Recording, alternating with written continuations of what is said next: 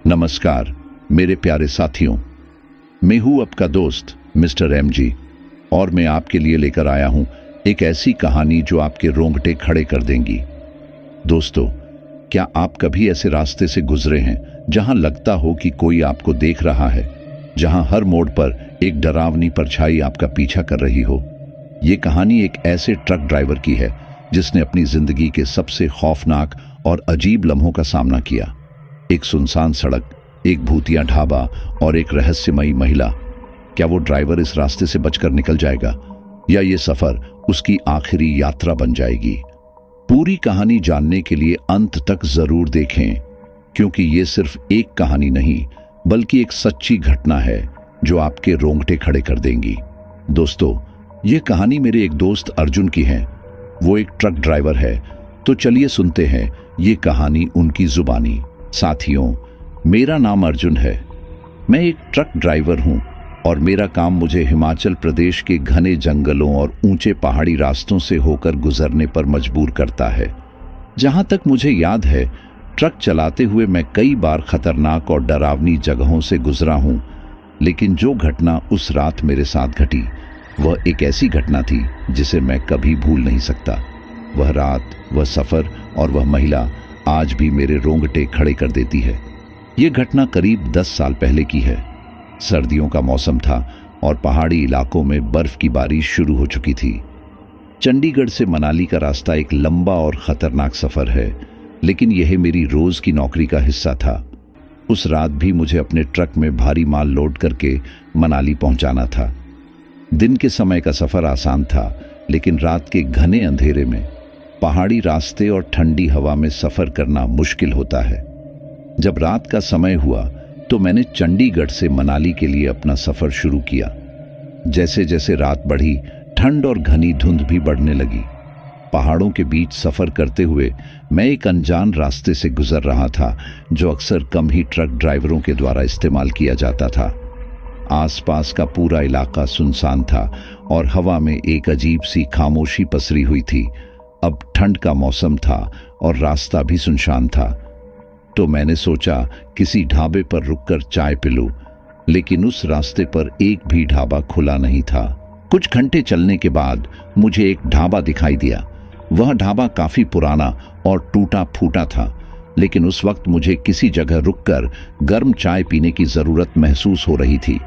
मैंने ट्रक रोका और ढाबे के अंदर गया। अंदर घुसते ही मुझे एक अजीब सा एहसास हुआ। ढाबे के अंदर अंधेरा था और लकड़ी की टेबल्स और कुर्सियां टूटी फूटी थीं। एक कोने में चूल्हे पर धीमी धीमी आग जल रही थी। वहीं एक बूढ़ा आदमी बैठा था। मैंने उनसे कहा, भाई साहब, चाय मिलेगी? वह बिना कुछ कहे चाय बनाना लग गया। चाय बनाते हुए वो मुझे घूर रहा था, जैसे वो मुझे कुछ कहना चाहता है लेकिन कह नहीं पा रहा है। मैंने उनसे पूछा, यहाँ कोई और आता है? उसकी आंखों में एक अजीब सी खामोशी थी। उसने बिना जवाब दिए चाय का कप मेरी ओर बढ़ाया। चाय पीते हुए मैंने उससे पूछा, यहाँ कोई रुकता नहीं क्या? वह धीमे से मुस्कुराया और कहा, रात में ज्यादा सवाल मत किया करो, रास्ता लंबा है, जल्दी निकल जाओ। उसकी बातों में कुछ ऐसा था जो मुझे विचलित कर गया, लेकिन मैं उन बातों को नजरअंदाज करते हुए चाय पीकर ट्रक की ओर बढ़ा।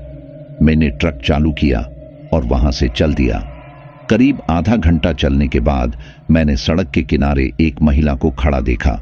वह सफेद साड़ी पहने हुए थी, उसके बाल खुले थे और वह मेरी ओर इशारा कर रही थी, जैसे लिफ्ट मांग रही हो। उस रात का अंधेरा और उस महिला का अकेला होना मुझे अजीब लगा। मैंने ट्रक की खिड़की से झांकते हुए पूछा, आपको कहां जाना है? वह बोली, आगे वाले गांव तक छोड़ दीजिए। मैंने बिना किसी संकोच के उसे ट्रक में बिठा लिया। वह महिला मेरे पास वाली सीट पर चुपचाप बैठ गई और उसकी आंखें बहुत अजीब सी चमक रही थीं। उसकी आंखों में किसी भी तरह का कोई भाव नहीं था और उसकी आवाज में भी एक अजीब सी उदासी थी। सफर जारी था और कुछ देर बाद मैंने उससे बात करने की कोशिश की। यह रास्ता बहुत सुनसान है, आप इस वक्त अकेले क्यों चल रही हैं? उसने बेहद धीमी आवाज में कहा, यह रास्ता भूतिया है, जो लोग यहाँ रुकते हैं वे कभी घर नहीं लौटते। उसकी बातों ने मुझे घबराहट में डाल दिया, लेकिन मैंने हिम्मत करके पूछा, ऐसा क्या है इस रास्ते में। तभी अचानक ट्रक के इंजन से अजीब आवाज आने लगी और ट्रक बंद हो गया। मैं हड़बड़ी में ट्रक से बाहर निकला और इंजन चेक करना शुरू किया, लेकिन उस अंधेरे में कुछ समझ में नहीं आ रहा था। तभी मैंने महसूस किया कि महिला अब ट्रक में नहीं थी। मैं उससे इधर उधर देखने लगा, लेकिन वह कहीं नहीं दिखी। रास्ता बिल्कुल सुनसान था, चारों ओर केवल घना अंधेरा था और मैं पूरी तरह से घबराया हुआ था। अचानक मुझे किसी के रोने की आवाज सुनाई दी। मैंने उसकी दिशा में देखा और देखा कि एक परछाई धीरे धीरे मेरी ओर बढ़ रही थी। जैसे जैसे वह पास आई, मैंने देखा कि वह वही महिला थी, लेकिन अब उसकी आंखें लाल हो चुकी थीं और उसका चेहरा विकृत हो चुका था। उसकी मुस्कान में एक तरह की खौफनाक मांसपेशी थी। वह बोली, तुमने मेरी चेतावनी नहीं मानी, अब तुम नहीं बच पाओगे। मुझे डर के मारे कुछ भी समझ नहीं आ रहा था।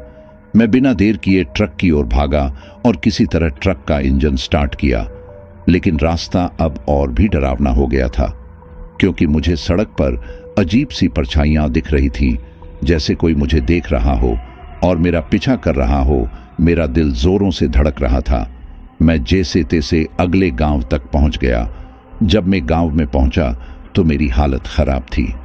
मेरी सांसें तेज चल रही थीं और पूरा शरीर पसीने से भीग चुका था, जबकि ठंड इतनी ज्यादा थी कि सब लोग रजाई में दुबके हुए थे। मैंने ट्रक गांव के चौराहे पर खड़ा कर दिया और वहां मौजूद कुछ लोगों से मदद मांगी। गांव के लोग मेरी हालत देखकर घबरा गए। मैंने उन्हें सब कुछ बताया। ढाबे पर रुकना, वह रहस्यमयी महिला, ट्रक का अचानक बंद हो जाना और फिर उस महिला का डरावना चेहरा। यह सब सुनकर गांव के बुजुर्ग तुकाराम चाचा बोले, तुम जिस ढाबे की बात कर रहे हो वह सालों पहले बंद हो चुका है। वहां एक बड़ा हादसा हुआ था। तुकाराम चाचा ने बताया कि करीब 17 साल पहले वह ढाबा बहुत मशहूर हुआ करता था। वहां दिन रात ट्रक ड्राइवर और यात्री आते जाते रहते थे। उस ढाबे को गबरू का ढाबा कहते थे। गबरू नाम का एक आदमी अपनी पत्नी और 2 बेटी के साथ उस ढाबे को चलाता था। एक रात कुछ डाकुओं ने ढाबे पर हमला कर दिया। गबरू, उसकी एक बेटी और उसकी पत्नी को डाकुओं ने मार डाला। गबरू की दूसरी बेटी, जो उस वक्त सिर्फ 18 साल की थी, लुटेरों से बचने के लिए जंगल की तरफ भागी, लेकिन वो भूख और प्यास की वजह से वह वहीं मर गई। उस घटना के बाद ढाबे पर जो भी रुकता उसे अजीब अजीब घटनाओं का सामना करना पड़ता। कई लोगों ने बताया कि उन्होंने वहां एक सफेद साड़ी में महिला को देखा जो उनसे लिफ्ट मांगती थी, लेकिन जो भी उसकी मदद करता वह किसी बड़े हादसे का शिकार हो जाता। गांव वालों की बात सुनकर मेरी हालत और खराब हो गई। मैंने उनसे पूछा, तो क्या मैं मर जाऊंगा? क्या मुझ पर कोई श्राप लग चुका है? तुकाराम चाचा ने मुझे सांत्वना देते हुए कहा, बेटा, तुमने जो देखा वह उस औरत की आत्मा थी, लेकिन अभी कुछ नहीं बिगड़ा है। अगर तुम सही कर्म करोगे और उसकी आत्मा की शांति के लिए कुछ करोगे तो तुम्हें कोई नुकसान नहीं होगा। तुकाराम चाचा मुझे गांव के एक पुजारी के पास लेकर गए। गांव के पुजारी ने मुझे बताया कि उस औरत की आत्मा को मुक्ति दिलाने के लिए एक विशेष पूजा करनी होगी। इसके लिए हमें उस ढाबे पर जाकर उसके नाम पर दिया जलाना होगा और उसकी आत्मा से क्षमा मांगनी होगी। मैंने पहले तो डर महसूस किया, लेकिन फिर सोचा कि अगर यह पूजा मेरे जीवन को बचा सकती है तो मुझे यह करना चाहिए। अगली रात मैं गांव के पुजारी और तुकाराम चाचा के साथ उस ढाबे पर गया। हमारे पास पूजा का सारा सामान था, दीपक, अगरबत्ती और मिठाई। ढाबे के पास पहुंचते ही मुझे अजीब सी बेचैनी होने लगी। ऐसा लग रहा था जैसे कोई हमें देख रहा हो। पुजारी ने कहा, डरो मत बेटा, तुम बस पूजा पर ध्यान दो। जैसे ही हमने पूजा शुरू की, हवा तेज हो गई, चारों तरफ अंधेरा और ज्यादा गहरा हो गया। तभी मुझे वही महिला दिखी। वह ढाबे के दरवाजे पर खड़ी थी और उसकी आंखों में आंसू थे। पुजारी ने मंत्र पढ़ना शुरू किया और कहा, बेटी, अगर तुम यहां फंसी हो तो हम तुम्हें मुक्ति दिलाने आए हैं।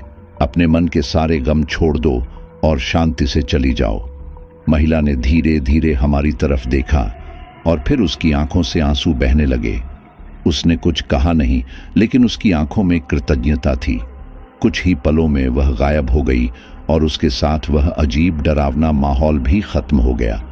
उस घटना के बाद मैंने ट्रक चलाना जारी रखा, लेकिन उस रात ने मुझे हमेशा के लिए बदल दिया।